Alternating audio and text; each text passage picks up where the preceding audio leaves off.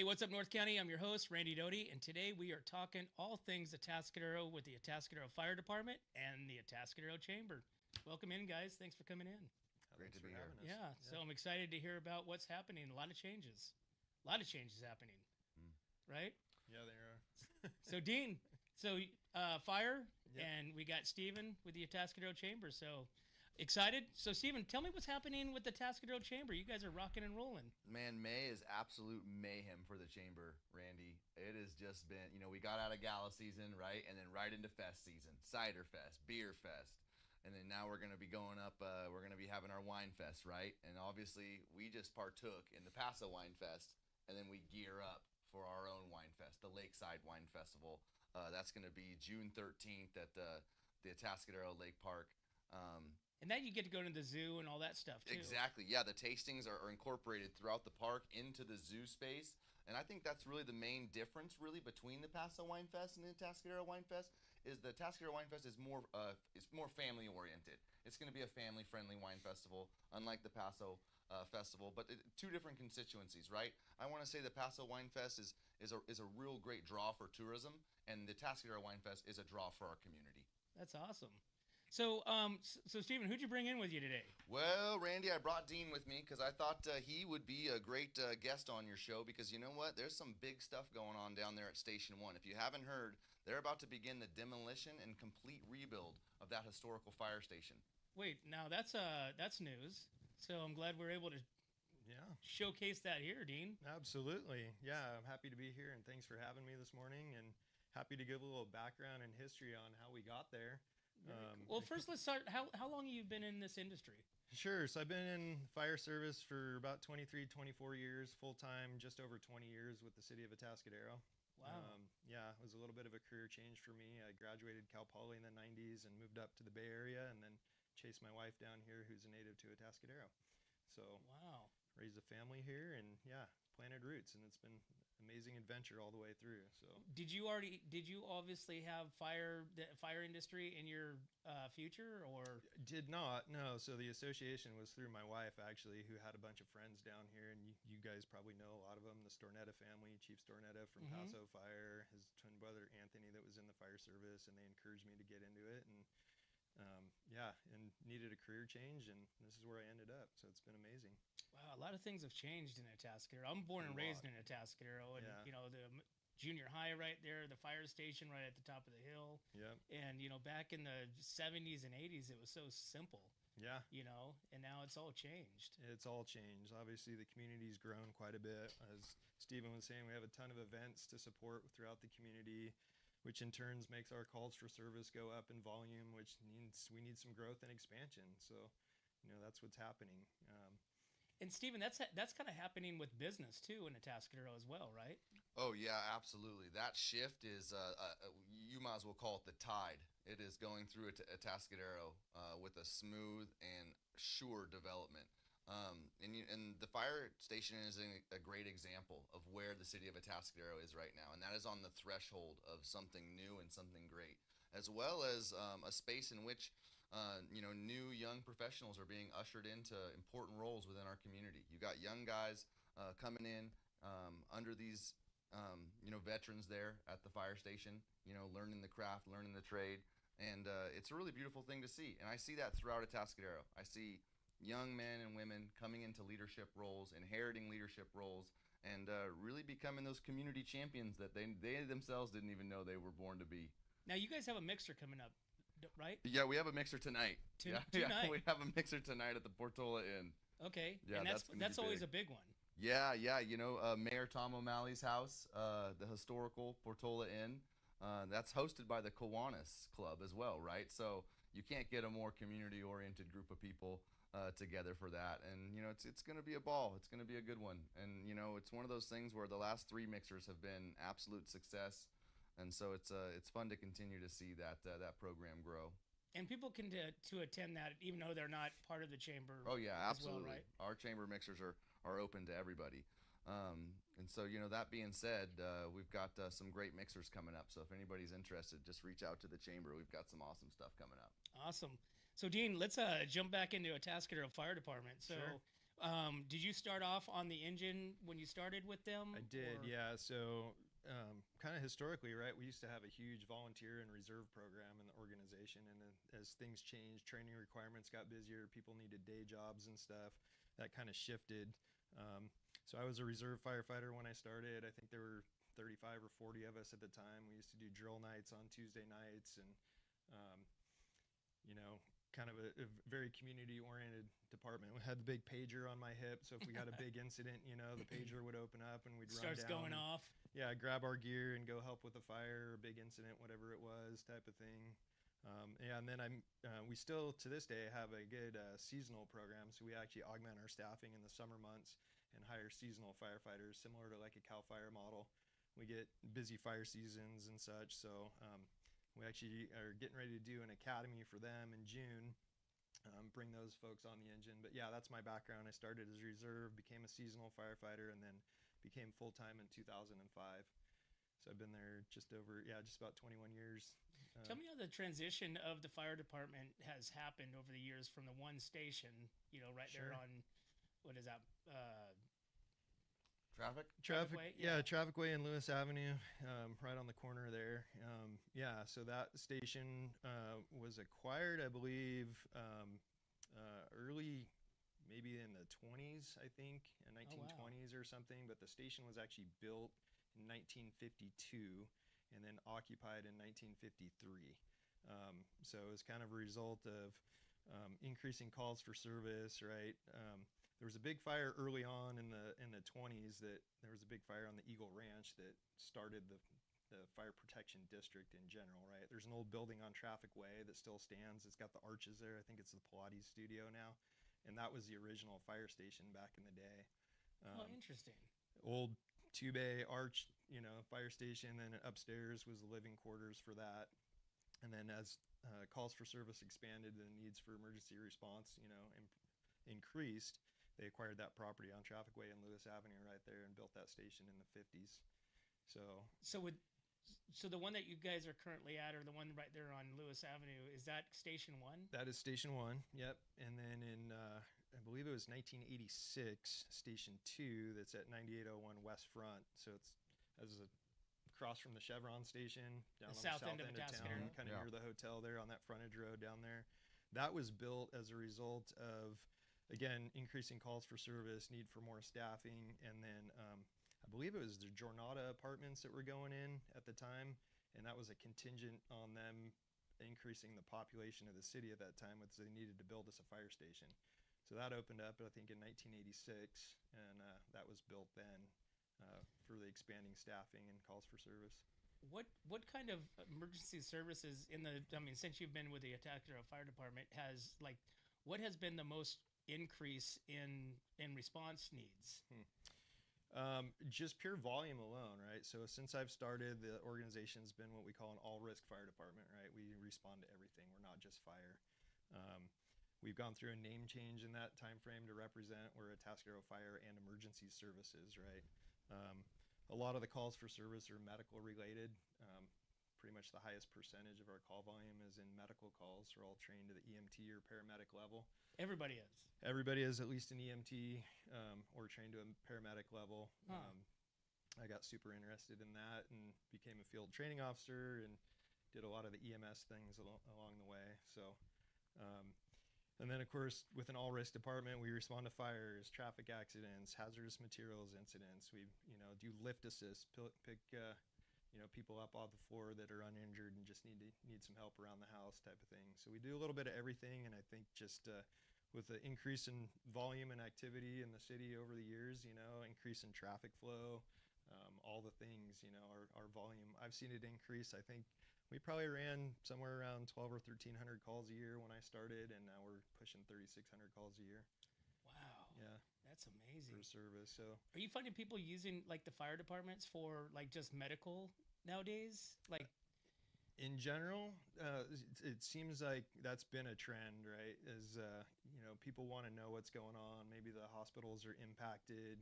Obviously with COVID coming through in 2020, there was actually a decrease in calls for service at that time because people didn't want to get sick and they didn't want to be around other people, kind of thing. But I think there's been an increase in calls for service, like, hey, come check my vital signs, come check me out, make sure I'm okay. Those Huh. types of things do happen occasionally. And then obviously takes manpower away from the station and other like big emergencies. Sure, yeah, and so we try, and the Chief Bryson is working really hard to develop a roadmap and a plan for increasing that staffing, and potentially looking at a future station down the road to meet the needs of the community.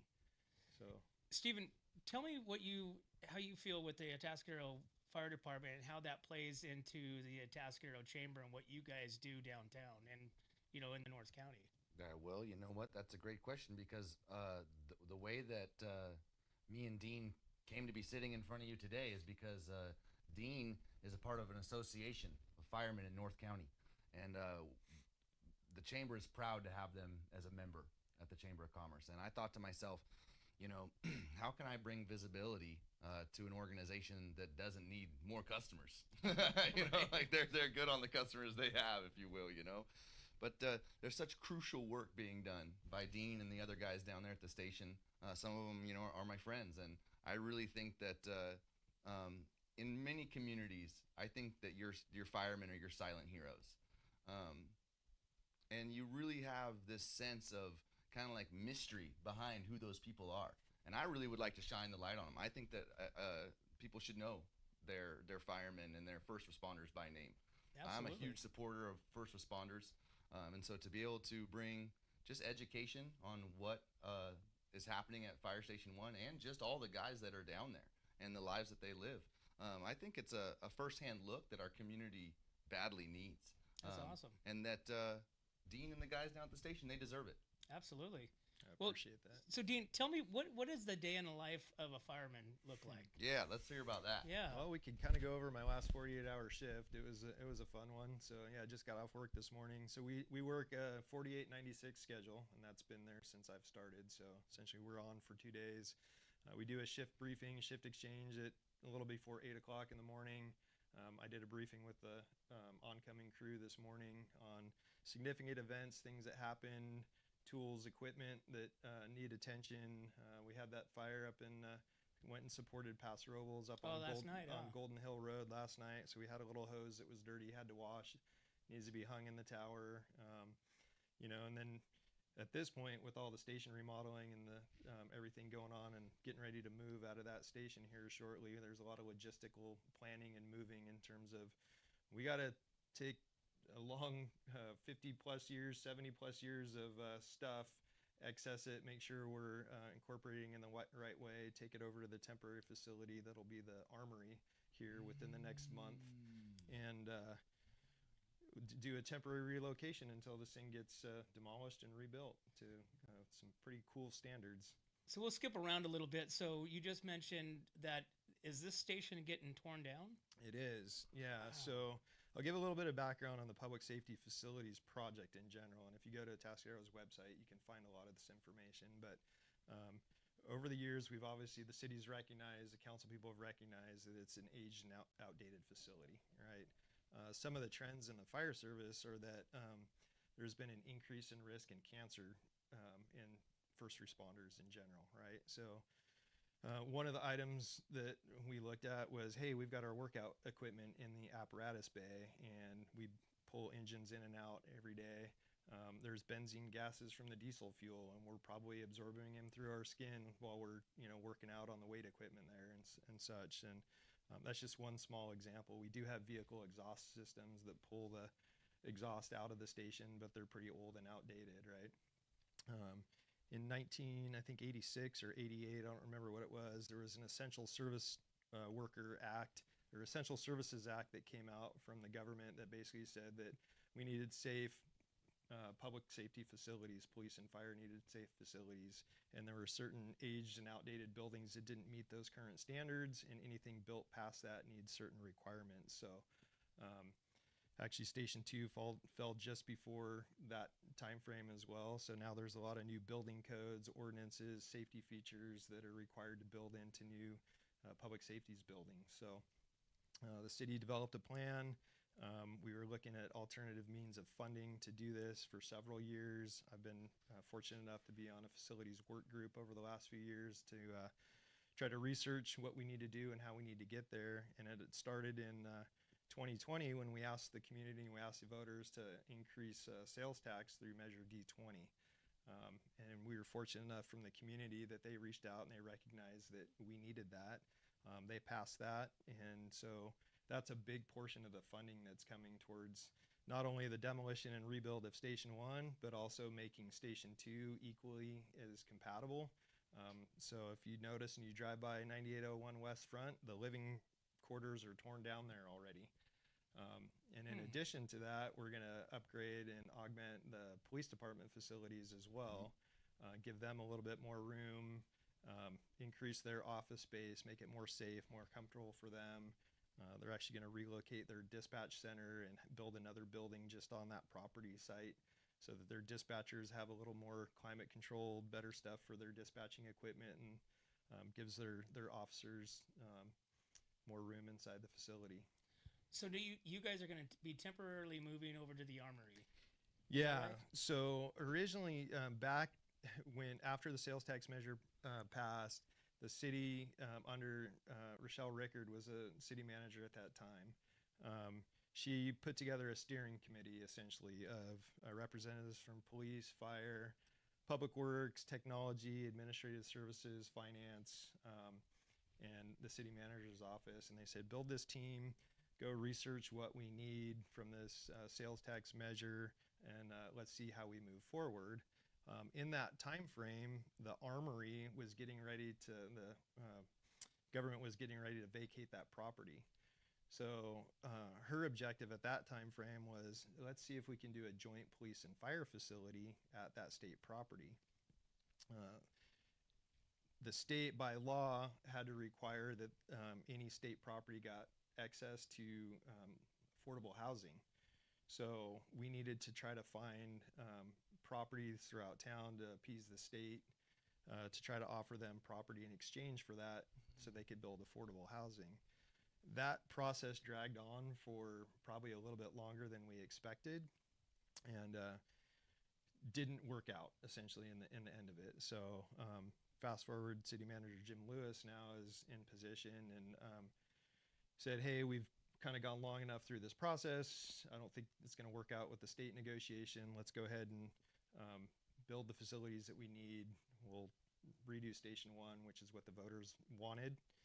So thank goodness we're doing that. And then he said, I can't in good faith, not do anything to Station 2 to make a nice, clean, cancer-free, facilities building, and the police department needs something too. So we pivoted a little bit.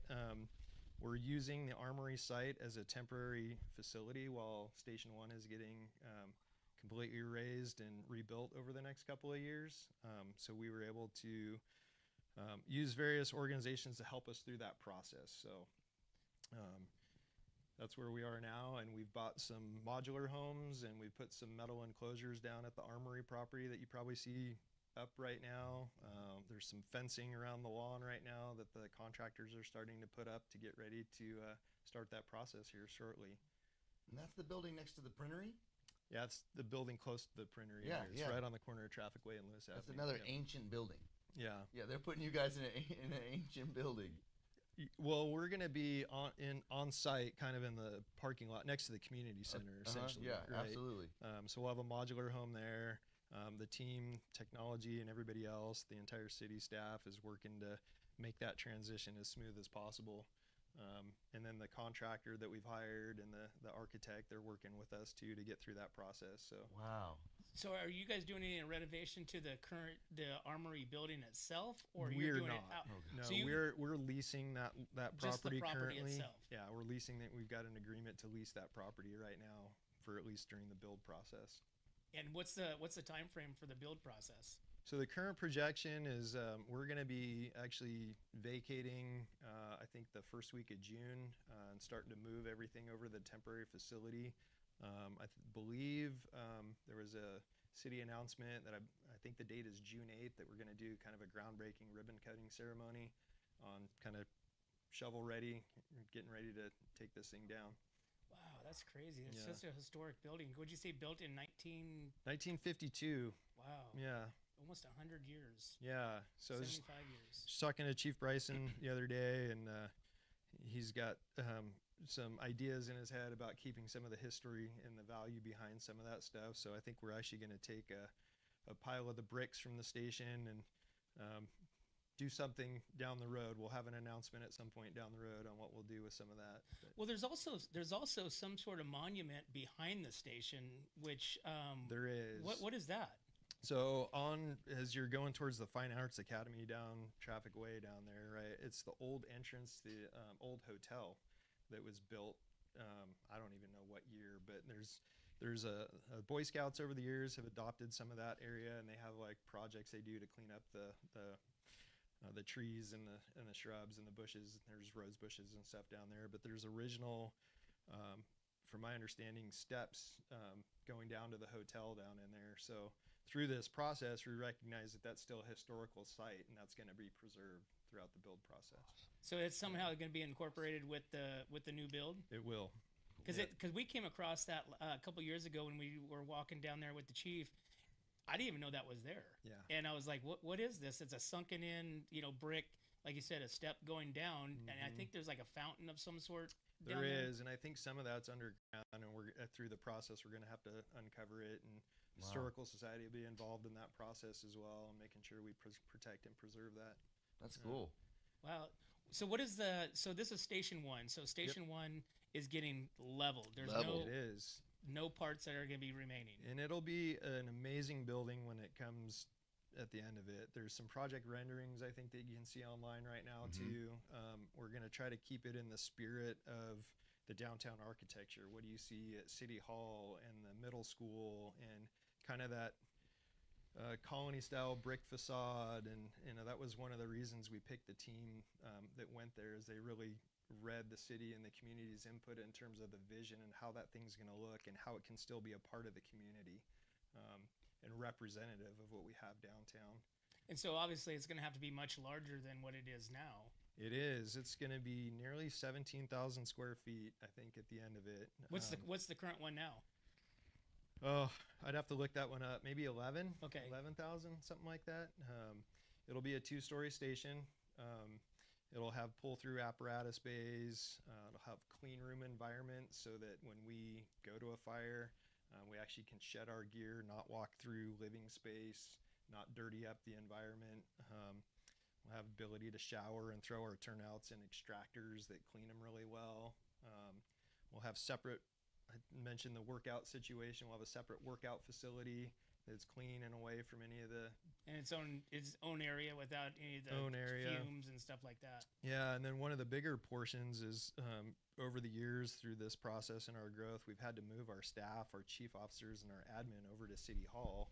And so there'll be the main admin for the chief officers and the community risk reduction group, the prevention group that'll be there. There's an emergency operations center that'll be built in with a training room, almost 1,000 square foot training room, classroom style thing that will double as our emergency operations center in case we get a big incident in town. Wow. And so this was all funded by one of the measures? Yeah, Measure D20 was the primary funding source. We were also able to secure additional funding through some congressional grants, and then our general facilities maintenance fund will fund additional. So I want to give a shout out to our finance team right now, if I can. Absolutely. They worked tirelessly to work on this funding. And so the background on that is kudos to Jerry Rangel and Cindy Chavez and the whole team over there. They had to take this out to bond so we could finance this thing over the next several years. And they got a AA- bond rating, which essentially means that we got a screaming rate. We had tons of investors right out of the chute, which actually saved us money on our payment quite a bit. If I recall, over $100,000 a year savings from them. So that's crazy. Super cool. Do you have like old past firefighters, captains, chiefs that like are coming through now before the demolition to kind of get that, serve that memory bank a little bit? Yeah, and in fact, we had I call him an old timer. I'm getting there myself right now, but had former fire engineer that used to work with us and came by and said, hey, there's a back bedroom wall that myself and another individual signed our names on. Could we have that stud off that bedroom wall that we framed in years ago? I'm like, I'll look for it during the demo process, you know. I'm sure you're going to get a lot of that stuff. So I'm sure we'll get a lot more of that through the community. And, you know, there's obviously, it was a community and still is a community department for years and years. And there's a lot of history that I don't know.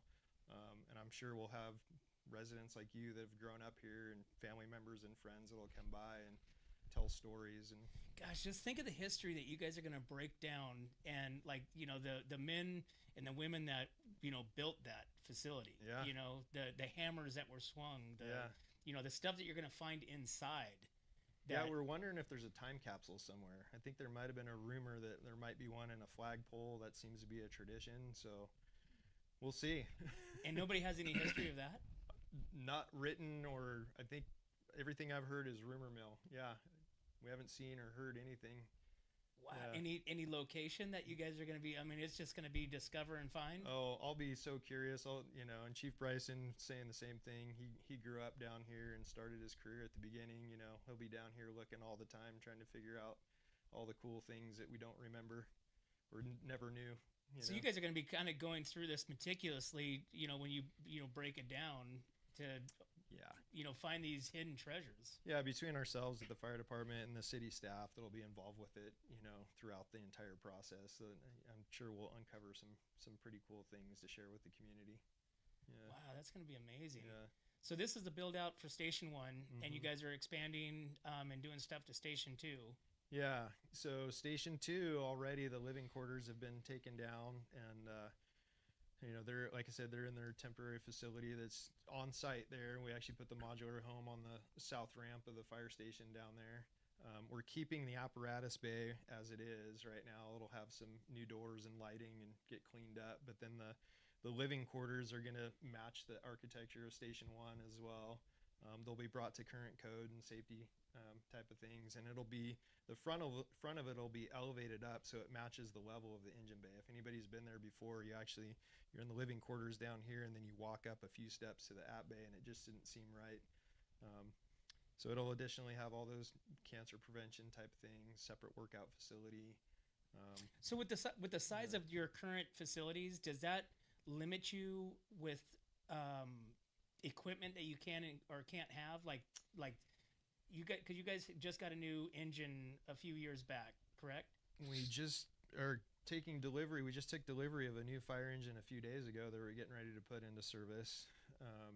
So we'll access an older engine beyond that, but these new facilities will have the ability to house our equipment a little bit better, more efficiently than what we've got now. So there'll be some operational reorganization of what equipment goes where, but you know, we've got a plan for all that, and it'll go smooth. It'll be great. Do you guys have any ongoing support fundraisers or anything that you guys do throughout the year to help kind of continue this path? It's funny you asked that.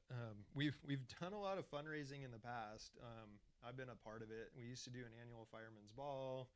That's kind of gone away a little bit. I think the trend, like I talked about with our reserve and seasonal program and having a lot more people to run those fundraisers events, has kind of thinned out, right? We're a lot more career focused. We have lives off duty, so our time isn't as readily available anymore. I'm hoping to spear some more community events to help raise awareness, you know, bring some funds back to the organization that we actually recontribute back to the community. We're talking with our police association this year about potentially doing a fun run, maybe a 5K fun run or something right now. So hopefully we'll have something on the horizon this year that we can announce through the chamber and through you guys here.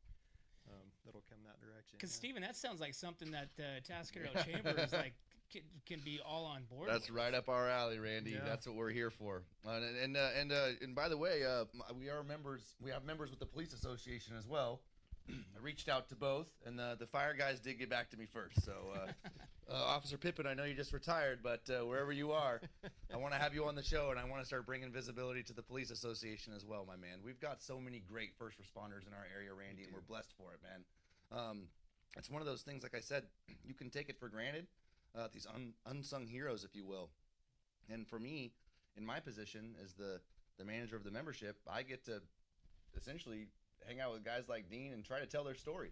Because they're too busy to tell their story, man. These guys don't have time to be getting on Instagram and taking reels and putting it up for the community to see. They're too busy saving lives and putting out fires. Right? And if we don't have a fire in our town, they're putting out a fire in somebody else's town.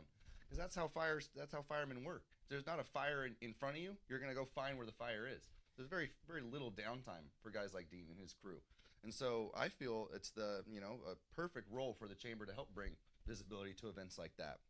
I mean, could you imagine if they auctioned off the old wood sign above the station? Oh, yeah. The original Atascadero. Dude, like, if you did that as a fundraiser, sheesh, and we put it online and you could bid or an auction for some of these, like, some of these pieces and elements of the station that maybe aren't going to be incorporated into the new build. I know half a dozen guys that would absolutely just kill to have that sign. Well, maybe even just like some of the old brick, engraved with established fire department dates and all that stuff. Yeah, I think that's one of the things we're looking at doing. That's why I was talking about that pile of bricks that we'll reserve. Yeah. I think we'll try to incorporate some of that in the new build and have people be involved and put their name and stamp on it. We want it to be a community fire station. That's awesome. Yeah. So Dean, let me dive into like your 48 hours, right? There's nothing going on. There's no fires. There's no emergencies, which you would like to have, right? Sure. But if that happens, what do you guys do? If we get the emergencies? No, you don't have. You guys are just. We have a lot of stuff going on. So I mean, the fire engines are crystal clean, right?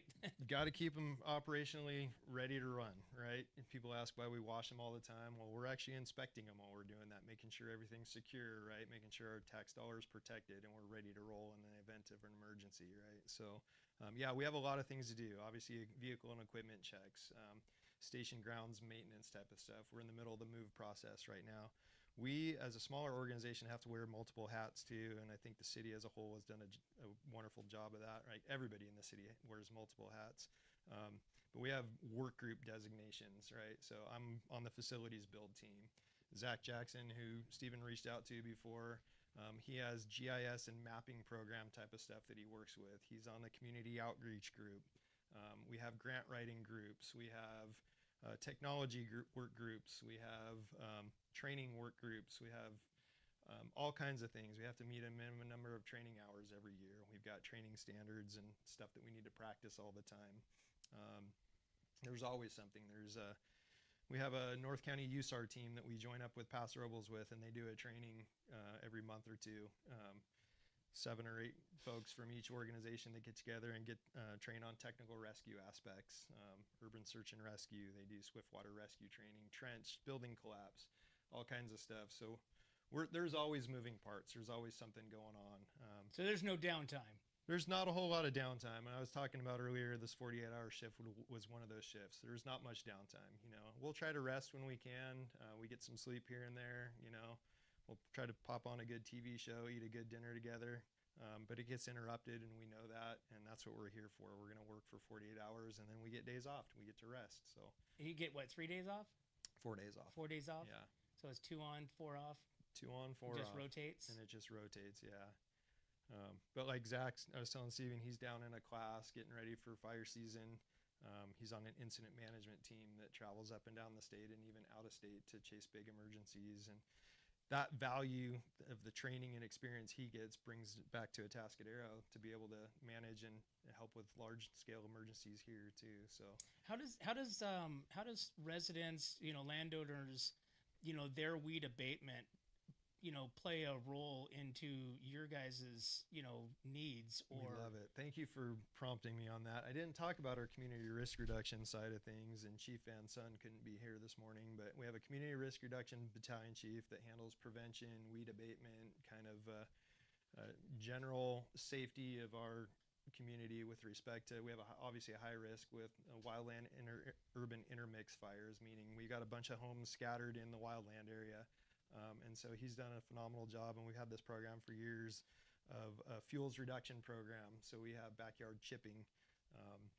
So we want those fuels reduced, and we've seen a really good trend over the years that, we get the incipient fire with this vegetative management and reduction in some of these fuels. We're able to keep the fires pretty small. So we very much appreciate the community support on that and complying with that. that's a huge component of his position. We're still one of the few municipalities in the county that allowed backyard burning too. So we're able to reduce fuels through backyard burning during burn season. That's done. Don't burn anymore. It's not burn season calendar we're has not shut burning down anymore right now. So yeah. And then Chief Van Son has been working really hard with high-risk communities throughout. So you talk about like Paradise Valley and 3F Meadows area and stuff. And he's working with high-risk communities like that. And he's been able to get these Firewise communities. So they have to put a community group together, a board, and they have to meet certain objectives to be recognized as a Firewise community. So they're proactively, as community members, going out and doing these things to, prevent the risk of large-scale fires in their neighborhood and to reduce those risks of the big one. Boxing in their eaves on their roofs, putting tile roofs on, complying with new wild and urban intermix codes that are out there, trying to reduce that risk all around. What does the fire season look like coming up for Atascadero? We never know. Is it high? Is it going to be high risk? It's always high risk. We talk about the years where we're drought and it's very high risk, and then we talk about the years that we've gotten tons of rain and the fuels and the grasses have grown significantly, and if they dry out through the summer, that's still a high risk, right? So we get general prediction forecasts from the state and the National Weather Service, and it'll probably be somewhere on par with the historical years in the last few years. Because I think we have like El Nino is projected to happen in June, July. Yeah, and I'm hearing that maybe a super El Nino, meaning a little bit more rain than normal. So, and if that comes a little earlier, that's obviously good for fire season. That's awesome. Yeah, definitely. Well, very cool. Well, I love this. This is such great. I'm so happy you guys, came in, Stephen, for bringing Dean in with the Atascadero Fire Department. I mean, that was good information. Appreciate that. So, Thank you. any continued support needed or information, I mean, please don't hesitate. We can put it out there and, make sure that you guys get the support and, hit the ears that people need to hear of what's happening. That. Yeah, thanks for having me today. Yeah, for sure. So starting next month, Fire Station 1 is coming down. Yeah. So go by and take pictures. Yeah, go by and take a photo of it. If you had a birthday there as a kid, go by and take a photo in front of it because it'll last you longer. Well, I will say the fire station over there, I got an opportunity to tour it, and it is literally like what you see on some of the old fire TV shows. Yeah. Old Johnny and Roy. Except for the pole. You guys don't have a pole. No pole. Was there a pole at one point from the top to the bottom? I think maybe in the original one on Traffic Way, not in this fire station. Can we get a pole in the new station? Not going to get a pole in the new station. Oh, no. Right? It was worth a shot. When did they get rid of those? It's probably safety risks or something. Not being able to slow down. A portion of it. There are poles that exist in the county. It's yeah, we looked at it. The risk component of it actually took up a pretty good square footage of the footprint to incorporate that, and I think the novelty maybe wears off a little bit after a while, and people take the stairs. So no more Dalmatians and poles for the fire station, huh? To be determined. That's all. Got a black lab in there, though, right? You guys got a black lab in there? No, we don't have. Somebody's got a dog. Oh, somebody had a dog in there. So that's all stereotype. All right, there you go. Poles and Dalmatians. I don't know. That's Hey, right. it's a good one. Have you ever gotten to slide down the pole to go to a fire? Over in Morro Bay, San Luis City's got one, and Okay, then there we go. Cities Fire Department. I've gotten to slide down poles there. Yeah. Awesome. Yeah. Well, very cool. So, Stephen, how does people reach out to you to get their business, highlighted with the Atascadero Chamber? It's my great joy to bring our members on the show, Randy. And if anybody wants to connect with the Atascadero Chamber, feel free to reach out to me. Come by the chamber. That's always the best way. Just come by in person. See what we're up to. Come put your thumb on the pulse of the community down there at the Visitor Center across from the Colony Cinemas. It's a beautiful place to work. It's a beautiful place to be. Downtown Atascadero is just such an amazing place, Randy, and we all get to kind of call it the office, if you will. And to be a part of this is something that I wouldn't change for anything. Awesome. Well, I appreciate you guys coming in. Dean, stay safe out there. Thank you. And all the workers and the firemen and emergency response team. So thank you for what you guys do for the community. Yeah, thank you, Dean. So appreciate it. Well, there you have it, guys. Hey, Fire Station 1 coming down, so go over there and make sure you get some pictures before that is completely done. Make sure you guys support your first responders, law enforcement, fire department, emergency squads. These guys are the backbone of our community. But as always, guys, we can't do this without you and our sponsors. We'd like to thank Escalar Wine Travelers Hideaway. Visit Atascadero, 805 Customs, MGP Coatings, 1776 Roofing and Gutters, Premier Ag, Trailer Barn, Story Termite Pest Control, Borhone Auto Center, Kennedy Club Fitness, Angela Hickson Port Photography, Airflow Filter Services, Templeton Heating and Air, and of course, Atascadero Chamber. Thanks again, guys. We'll see you next time. Your home is your castle. It keeps you safe when the weather's rough. But if you're not taking care of your roof, things could get a little wild. 1776 Roofing with RoofMax will fix up the rough spots, treat the shingles, and give it years more life at a fraction of what a new roof costs. At TLC, your roof needs now. Call 805-900-1776. When it comes to comfort, trust the team that's been keeping the North County homes cozy since 1995. At Templeton Heating and Air Conditioning, they're your hometown pros right here in Templeton. From tune-ups to repairs, remodels to new construction, even duct replacements and attic ventilation, they got you covered. Call your neighbors at 805-434-3741. Templeton Heating and Air Conditioning. Local, trusted, dependable. Hi, I'm Glenn McWilliams. And I'm Annie. As sixth-generation farmers, we understand what it takes to keep a ranch, a farm, and a community growing strong. And that's why we started Premier Ag to bring quality feed, trusted Western wear, and real service to the Central Coast. From hay delivery across the county to hands-on support for local youth and ag programs, we're proud to give back to the community that raised us. And when we say from seed to stable, we mean it. We've walked the fields, we fed the animals, and now we're here to serve families just like yours. Come visit us at 1041 Paso Robles Street in Paso Robles and experience the difference of a store built by farmers for farmers. From seed to store, where quality meets country. Hi, this is Dave Story, small game hunter with Story Termite and Pest. We're a full-service termite and pest control company. From rodents to termites, we can take care of all your pest control needs. Call today, we can tailor a pest control program that will meet your needs and budget. Contact us at 805-460-0650 or at storytermite.com. Remember, we don't have customers, we have friends. Looking for a top quality concrete coating in SLO County? Hi, I'm Matt Gifford with MGP Coatings, your trusted local expert in durable, long-lasting concrete coatings backed by Pentec's limited lifetime warranty. Whether it's residential or commercial, we deliver expert craftsmanship, premium products, and unbeatable customer service. When we say we make concrete great again, we mean it. As a locally owned, community-driven company, we take pride in transforming garages, patios, pool decks, wineries, and even interior spaces into stunning, functional areas. Are you ready to upgrade your space? Give us a call at 805-952-5301. Check us out on Facebook and Instagram, or visit mattgiffordpainting.com.